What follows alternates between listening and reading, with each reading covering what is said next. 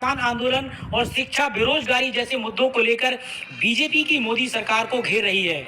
ऐसे सियासी माहौल के बीच अभी अभी आया एक ताजा और लेटेस्ट ओपिनियन पोल सर्वे जिसके नतीजे आपको भी चौंका सकते हैं। तो आइए देश की कुल 543 लोकसभा सीटों को राज्यवार और जिलेवार जानते हैं कि इस बार चल रहे लोकसभा चुनाव में किस पार्टी के खाते में कितनी सीटें जाती हुई नजर आ रही हैं।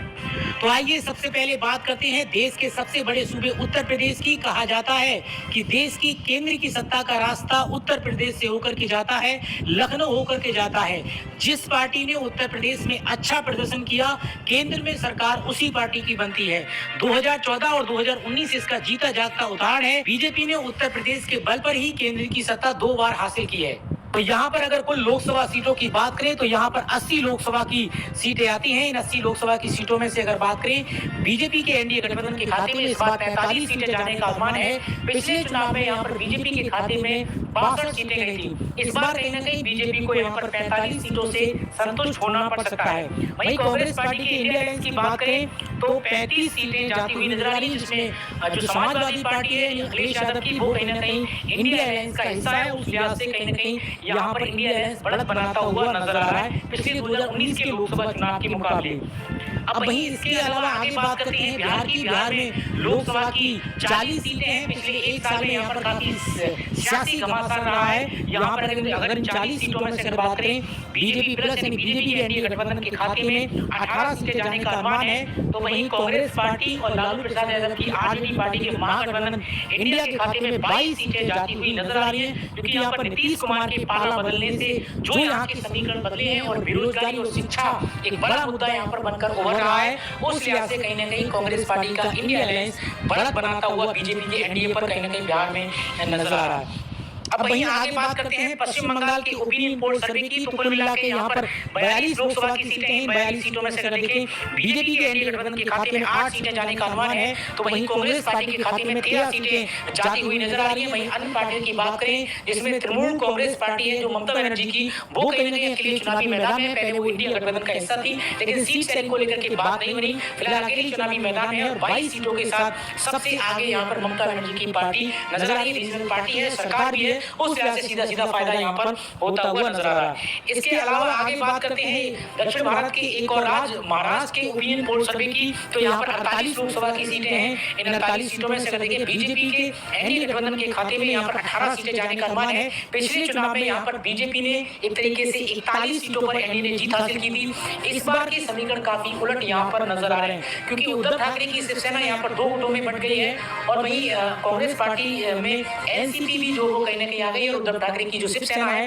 वो कहीं ना कहीं इंडिया अलायंस का हिस्सा है। उस लिहाज से यहाँ पर 30 सीटें कांग्रेस प्लस के खाते में जाने का अनुमान है। अन्य पार्टियों के खाते में महाराष्ट्र में कोई भी सीट जाती हुई नजर नहीं आ रही है। अब वहीं अगर कुल यानी 543 लोकसभा की सीटों में से 210 सीटों का ओपिनियन पोल सर्वे सामने आ चुका है। तो यहाँ पर अगर देखें बीजेपी के एनडीए गठबंधन के खाते में 89 सीटें जाती हुई नजर आ रही है। तो वहीं कांग्रेस पार्टी के इंडिया अलायंस के खाते में यानी 210 सीटों में से अगर देखें तो 99 सीटें जाती हुई नजर आ रही है। अन्य पार्टी के खाते में 22 सीटें जाने का अनुमान है।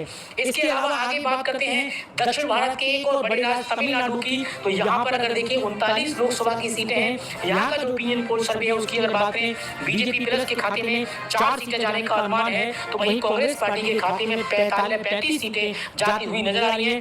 तमिलनाडु में अगर देखें तो जो कांग्रेस पार्टी का इंडिया अलायंस है, क्योंकि यहाँ पर एम.के. स्टालिन की पार्टी है और एम.के. स्टालिन की पार्टी का जो डीएमके है वो कहीं ना कहीं इंडिया अलायंस के साथ है। उस लिहाज से अगर देखें तो यहाँ पर बीजेपी के एनडीए को एक तरीके से कहें तो क्लीन स्वीप कहीं ना कहीं यहाँ पर जो इंडिया अलायंस तमिलनाडु में इस बार करता हुआ नजर आ रहा। इसके अलावा आगे बात करते हैं मध्य प्रदेश की। मध्य प्रदेश में लोकसभा की 29 सीटें हैं। 29 सीटों में से अगर देखिए बीजेपी के एनडीए गठबंधन के खाते में 16 सीटें जाने का अनुमान है। तो वहीं कांग्रेस पार्टी के इंडिया अलायंस के खाते में 13 सीटें जाती हुई नजर आ रही है।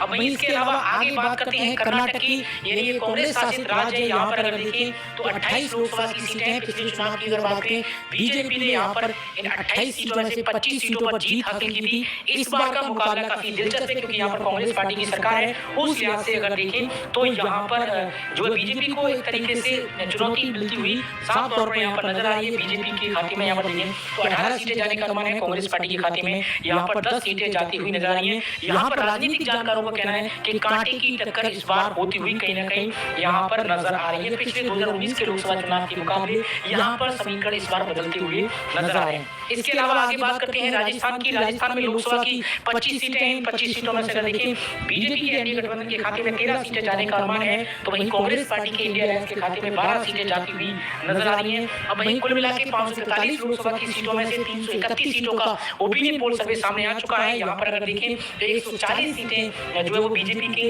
एनडीए गठबंधन के खाते में जाने का अनुमान है, तो वहीं कांग्रेस पार्टी यानी विपक्षी पार्टियों के इंडिया गठबंधन के खाते में 169 सीटें कहीं ना कहीं जाती हुई नजर आ रही है। सबसे आगे बीजेपी के एनडीए को कड़ी टक्कर देता हुआ नजर आ रहा है। वहीं अन्य पार्टियों के खाते में 22 सीटें जाने का अनुमान है। इसके अलावा केरल के ओपिनियन पोल सर्वे की अगर बात करें तो 20 लोकसभा की सीटें हैं। इसमें से देखिए कांग्रेस पार्टी के खाते में 16 सीटें जाने का अनुमान है, तो वहीं को अदर पार्टियों के खाते में 4 सीटें जाती हुई नजर आ रही हैं। यहाँ पर अगर देखिए बीजेपी को इस बार जो अपनी बीजेपी जिस तरीके से केरल में, इसके अलावा अगर बात करें तमिलनाडु में अपनी सियासी जमीन को तलाशने की कोशिश कर रही थी, उसमें कहीं ना कहीं इस बार भी नाकामयाब होती हुई नजर आ रही है। इसके अलावा आगे बात करते हैं उड़ीसा की। उड़ीसा में लोकसभा की 21 सीटें हैं। 21 सीटों में से अगर बात करें बीजेपी के एनडीए गठबंधन के खाते में 5 सीटें जाती हुई नजर आ रही है, तो वहीं कांग्रेस पार्टी के खाते में भी 5 सीटें जाने का अनुमान है। अन्य पार्टियों के खाते में 11 सीटें जाती हुई नजर आ रही है। यहाँ पर बीजू जनता दल सत्ताधारी पार्टी है, उस लिहाज से यहाँ पर अन्य जो मजबूती के साथ लड़ते हुए और पार्टियों के मुकाबले नजर आ रहे हैं। वहीं आगे बात करते हैं आंध्र प्रदेश की। आंध्र प्रदेश में लोकसभा की 25 सीटें हैं। यहाँ के ओपिनियन पोल सर्वे की बात करें बीजेपी के खाते में अगर देखें तो 5 सीटें जाने का अनुमान है। यहाँ पर जो चंद्रबाबू की नायडू की जो पार्टी है टीडीपी, वो इंडिया अलायंस का हिस्सा है, तो उस लिहाज से देखिए बीजेपी प्लस को यहाँ पर 5 सीटें मिलती हुई नजर आ रही है। तो वहीं कांग्रेस पार्टी के खाते में 8 सीटें जाने का अनुमान है।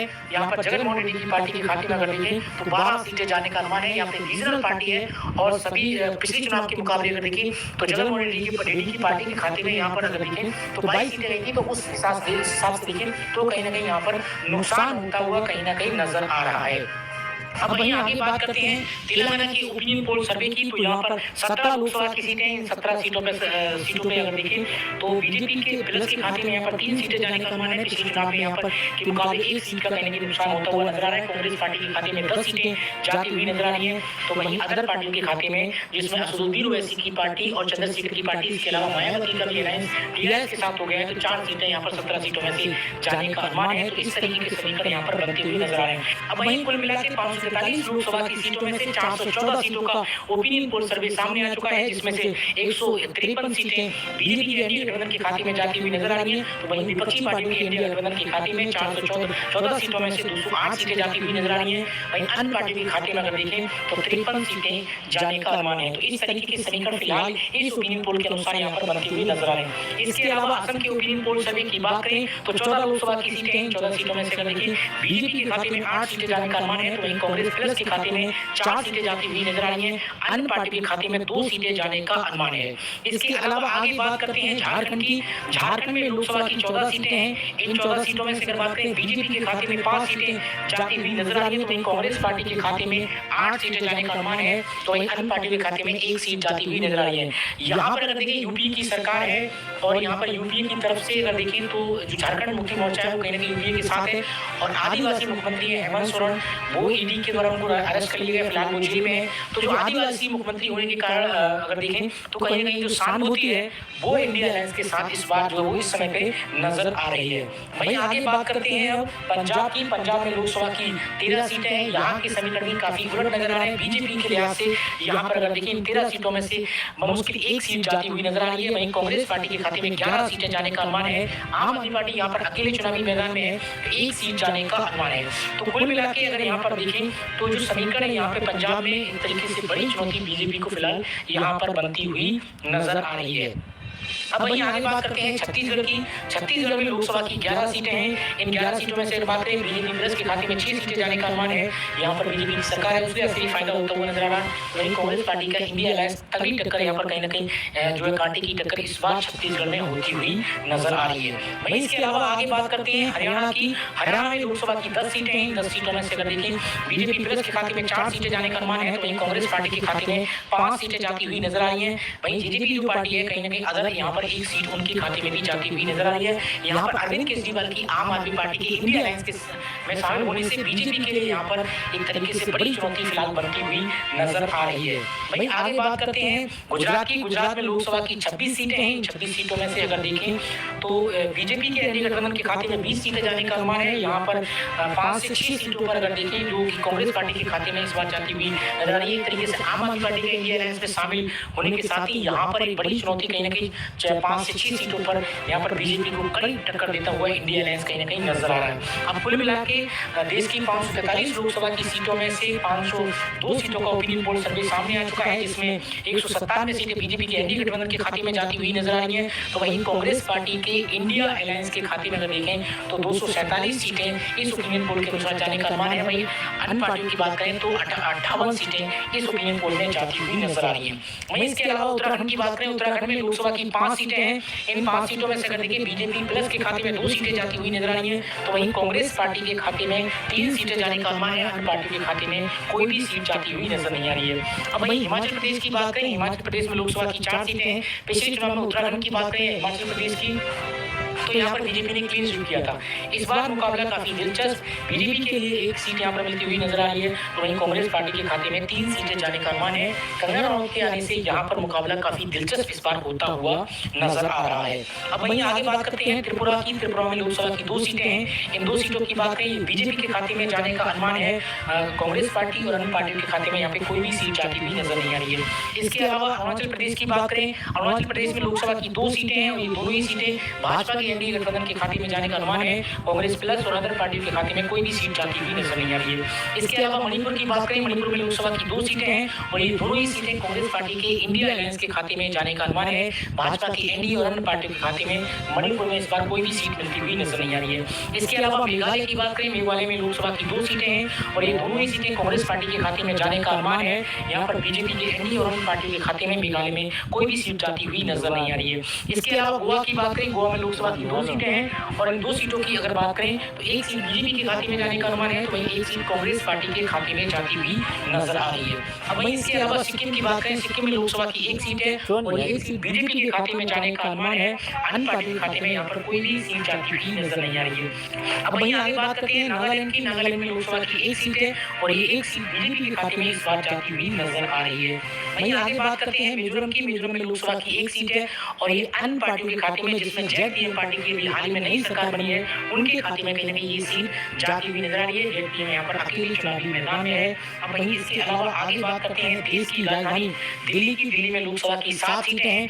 इन 7 सीटों में से अगर देखें इस बार दिल्ली का मुकाबला काफी बेहद रोचक होता हुआ कहीं ना कहीं नजर आ रहा है, क्योंकि यहाँ पर जो है वो बीजेपी की तरफ से अगर देखें तो टिकट जो वो काटे हैं अपने जो पुराने मौजूदा जो सांसद थे, उसके अलावा यहाँ पर जो आम आदमी पार्टी का अलायंस इंडिया अलायंस के साथ तो हो गया है, उस लिहाज से भी उसके अलावा यहाँ पर जो है वो देखें तो काफी दिलचस्प मुकाबला है। बीजेपी के लिए बड़ी चुनौती कहीं बनती हुई नजर आ रही है। यहाँ पर देखिए 7 सीटों में से बीजेपी के खाते में 2 सीटें जाने का अनुमान है। वहीं कांग्रेस पार्टी के खाते में 5 सीटें जाती हुई नजर आ रही है। अन्य पार्टी के खाते में कोई भी सीट जाने का अनुमान नहीं है। इसके अलावा जम्मू कश्मीर की बात करें, जम्मू कश्मीर में लोकसभा की 5 सीटें हैं। 5 सीटों में से देखें बीजेपी के खाते में 2 सीटें जाने का अनुमान है। वहीं कांग्रेस पार्टी के खाते में 5 सीटें जाने का अनुमान है। तो कुल मिला के यहाँ पर देखिए तो जम्मू कश्मीर में फिलहाल ये कयास लगाए जा रहे थे कि विधानसभा चुनाव भी यहाँ पर साथ होंगे। फिलहाल जो है चुनाव आयोग ने फिलहाल इसकी कोई नोटिफिकेशन नहीं आया और अब आगे चुनाव कब होंगे ये राज्य सरकार और चुनाव आयोग की यहाँ पे जिम्मेदारी है। तो उस लिहाज से भी ये काफी अहम है, क्योंकि यहाँ पे जम्मू कश्मीर की जो जनता है वो कहीं ना कहीं विधानसभा चुनाव भी यहाँ पे चाहती है। उस लिहाज से यहाँ पर बीजेपी के लिहाज से अगर देखें तो हो सकता है कि यहाँ पर जो समीकरण इससे भी उलट और नजर आ सकते हैं। वहीं आगे बात करते हैं दादरा एंड नगर हवेली की। तो यहाँ पर 2 लोकसभा की सीटें, 2 सीटों में से अगर देखें बीजेपी के के खाते में एक सीट जाने का अनुमान है, तो वहीं कांग्रेस पार्टी के खाते में भी एक सीट जाती हुई नजर आ रही है। अब वहीं इसके अलावा आगे बात करते हैं पुडुचेरी की, तो यहाँ पर लोकसभा की एक सीट है और ये एक सीट भाजपा के एनडीए गठबंधन के खाते में जाने का अनुमान है। अन्य पार्टी के खाते में यहाँ पर पूर्ण सीट जाती हुई नजर आई है। इसके अलावा चंडीगढ़ की बात करें, चंडीगढ़ में लोकसभा की एक सीट है और ये एक सीट भी बीजेपी के खाते में जाने का अनुमान है। अब वहीं आगे बात करते हैं लद्दाख की, लद्दाख में लोकसभा की एक सीट है और ये एक सीट बीजेपी के एनडीए गठबंधन के खाते में इस बार भी जाती हुई नजर आ रही है। इसके अलावा अंडमान निकोबार द्वीप समूह की बात करें तो यहाँ पे एक लोकसभा की सीट है और ये सीट कांग्रेस पार्टी के इंडिया अलायंस के खाते में जाने का अनुमान है। इसके अलावा आगे बात करते हैं लक्षद्वीप की, लक्षद्वीप में लोकसभा की एक सीट है और ये एक सीट कांग्रेस पार्टी के इंडिया अलायंस के खाते में जाती हुई नजर आई है। तो कुल मिला के 543 लोकसभा की सीटों में से अगर फाइनल सीटों की बात करें, कुल सीटों में से 543 लोकसभा की सीटों में से अगर देखें तो बीजेपी के एनडीए गठबंधन के खाते में 215 सीटें कहीं ना कहीं इस ओपिनियन पोल सर्वे के सामने जाती हुई नजर आई है। बीजेपी की एनडीए सरकार को इस बार तगड़ा झटका लगता हुआ नजर आ रहा है। ये केवल ओपिनियन पोल है। अगर आगे बात करते हैं यानी